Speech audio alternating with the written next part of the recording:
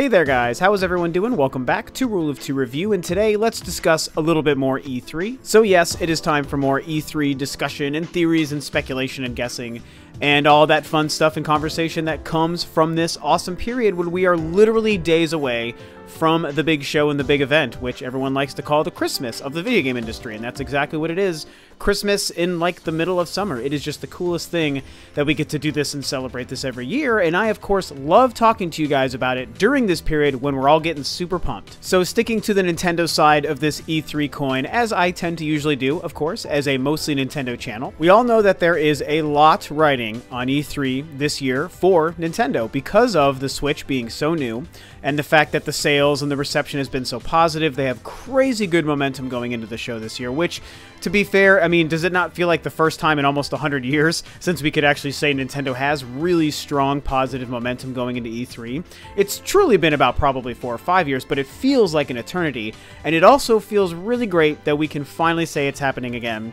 And with that, you of course start to wonder as a gaming fan, and you know, probably a Nintendo fan, most of you guys out there listening to me are, you start to wonder, how are they going to make this work? What kind of things can we expect? Now in my last video, I discussed some of what the branding of E3 Spotlight as opposed to what were previously called digital events may or may not mean for their show.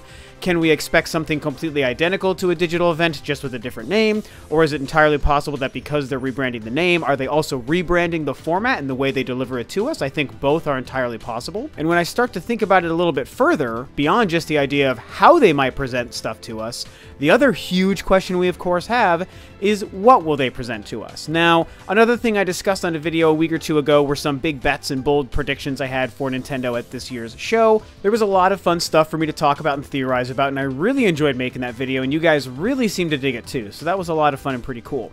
But one thing I didn't really discuss a whole lot of was what kind of surprises we might get. I talked about some of the things I think we actually won't get, believe it or not, but what about true, actual, quantifiable surprises might they show us? Now, the reason I thought about this and decided it might be a good idea to talk to you guys about it and bring it up in a video is because I think at first thought, when you think about E3 and you think about any company that typically takes the stage, of course usually the console manufacturers, the Sonys, Nintendos, and Microsofts of the world, when they're taking the stage, one of the things we always want to hear about beyond stuff we already know is what we don't know. What are you going to surprise us with? Are we going to see Halo 6? Are we going to see Uncharted 5? Are we going to see a new Metroid? Are we going to see all these different things? There's all these questions and hopes and wonders, and what about IPs we've never heard of that we might actually hear of from one of these companies at E3?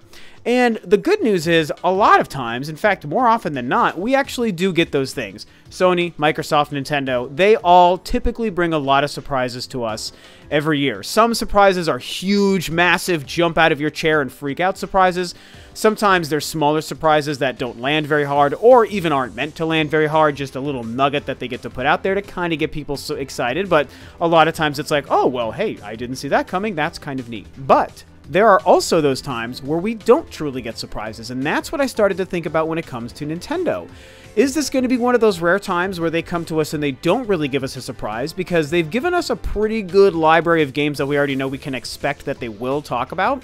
Is this going to be one of those times where they actually don't reveal any huge major things or games or titles that we don't know about concretely right now? Or is it going to be one of those other years where they do have a big bomb to drop, or even maybe 2 or 3 big bombs to drop, and here's a couple of games that we know you're going to love that you didn't hear from yet, and here they are, it's time to get excited? I really think that it's interesting to think about what will happen there. So yes, we know to usually expect surprises from companies, and I do think there's a very good chance, to be honest, you guys, that we probably will get a surprise from Nintendo at E3, but we can't forget that there really have been those times where they haven't done that, and it's actually been more common recently than anything. I mean, gosh, what was it, the 2012 E3, if you guys remember? That show ended, and that was the E3 right before the Wii U launched, just literally half a year before that console came out, so it was their big E3 right before the launch of what was their 8th generation console, and they really didn't have any surprises at that show. Their big closing thing, if you remember, was just those ridiculous Nintendo World fireworks. I mean, what a complete flipping letdown, especially when Nintendo's your favorite company, which for me they are. That was just such a sad thing to see. And I know you can make the case, oh, you know, they had a malfunction. It was supposed to be more than fireworks, so you can't really say that, Rob. Well, gee, what were they actually trying to do? Fireworks and balloons, and confetti was going to fall into the crowd. That was the actual thing they were trying to do, and the malfunction is they couldn't get the balloons to drop. So don't try to tell me that that was supposed to be a big surprise that would have made up for it. No, it wasn't even a game-related thing. They closed with some pretty lame stuff coming from Nintendo Land, which was not going to be exciting. The 2015 show didn't have any surprises, really. I mean, Metroid Prime Federation Force was probably the biggest quote-unquote surprise we got, and we all know how well that landed, or didn't land. Last year, really no surprises, because of course we know they focused on Zelda. They did bring Pokemon, and Ever Oasis was something we didn't know to expect. Yes, that is true, and that really is probably going to be a very great game, so I have nothing really bad to say about that, but that's not the level of surprise I'm talking about. We all know what I'm talking about. We're talking about the Twilight Princess moments.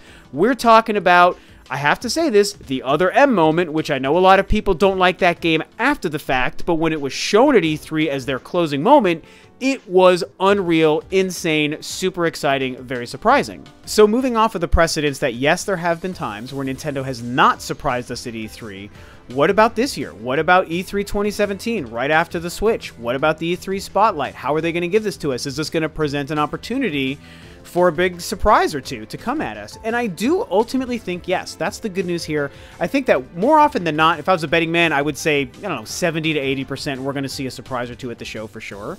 But, you know, we have to remember and keep our expectations tempered. Nintendo has given us a lot of information and a lot of games we can look forward to.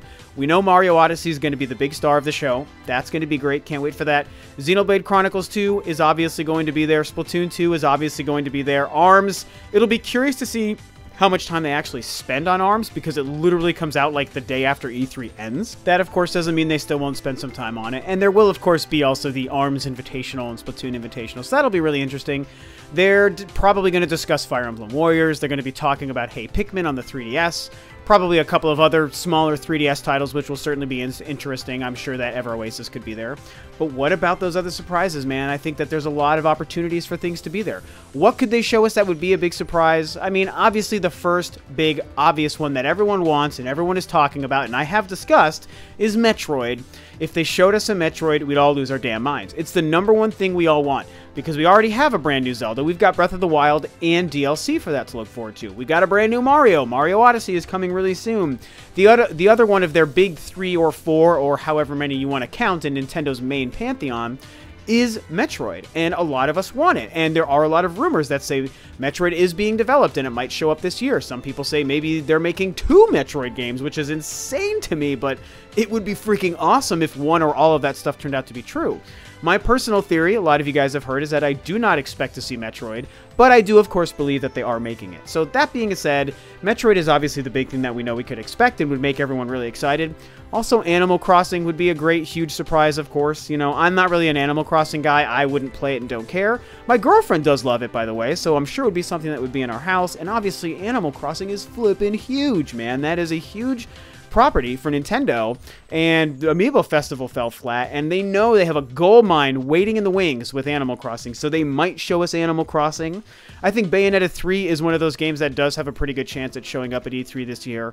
It does rest in the weird territory of it might end up being a multi-platform game again, which means it might not be showcased at Nintendo's show if that's the case, but I do also think that there's even a good chance it is still exclusive to Nintendo, probably more than 50% that does happen, and if so, this year might be the time for them to show it off.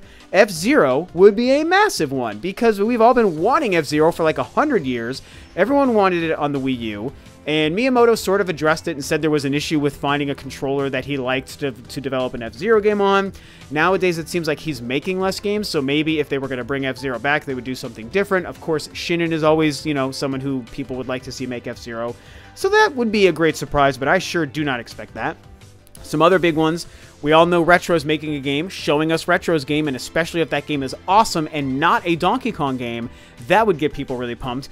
What if they're making a new IP? Or what if somebody else is making a new IP? Just a new IP from a Nintendo internal team would be a massive surprise. And then I think that there is a pretty good chance that we might even see a third-party exclusive game, other than like a Bayonetta 3, for example.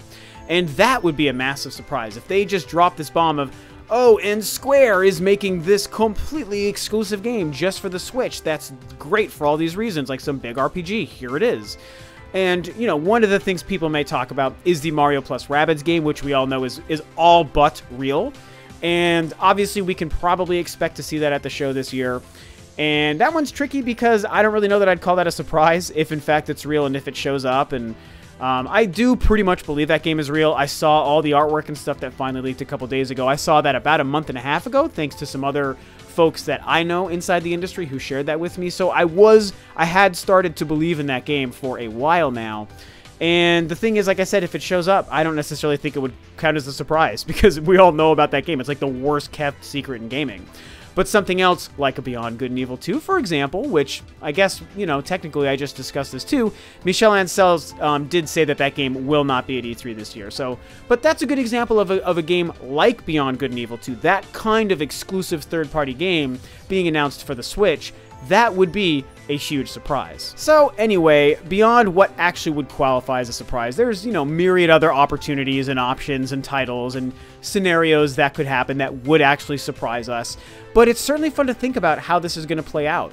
And I do think, even though, like I said, I think there's more than a good chance we will get a big surprise or a few, even like Pokemon finally showing up, I do think that we might see something like that. I think that there's enough of a possibility that Nintendo doesn't give us a surprise that I think it's worth talking about. Because, like I said, there are so many things we already know that we can expect. So it's going to be really fun to see play out. What do you guys think about this? What do you think about Nintendo's propensity to usually try to surprise us, but a lot of times they don't surprise us, or a lot of times even the games that they think are going to be a big surprise turn out to not be surprising, or at least not be very successful and a big hit.